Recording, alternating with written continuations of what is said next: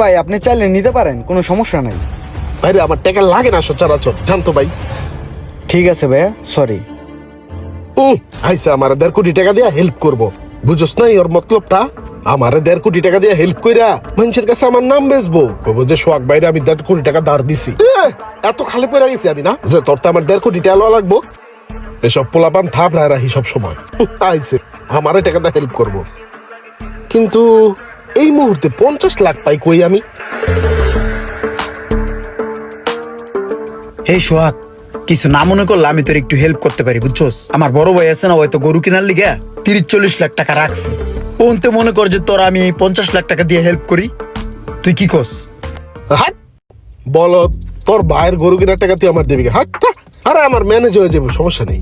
ওই সোহাগ, এটা কইস না বেটা, আমি তোর লগে বিজনেসে আছি না, তোর হেল্প করো তো আমার কাজ বেটা, হেল্প করি একটু। আরে ভাই বাদ দেস না, এইসব কথা কইস না। তোর ফ্যামিলি পারপাসের টাকা তুই আমার দিবি কে? এই সোহাগ, ম্যানেজ হবো। আমি তোর বন্ধু না? তোর হেল্প করা আমার দায়িত্ব না? আমি দিমুই মামা, তুই কিচ্ছু করতে পারবি না, আমি 50 লাখ টাকা ম্যানেজ করে দিমুই। দিবি না? ঠিক আছে দিস। তোর হেল্প করতে পারলে আমার ভালো লাগবে রে বন্ধু। আচ্ছা খা, কথা কম ক, এই ঠান্ডা হয়ে যাবো, খেয়াল। ওই সোহাগ, ওই মামা, তাহলে তুই বাসায় যাওয়ানোর সময় আমার বাসার সামনে নামাই দিস, আমি টাকাটা লই আইতাছি, কি কস?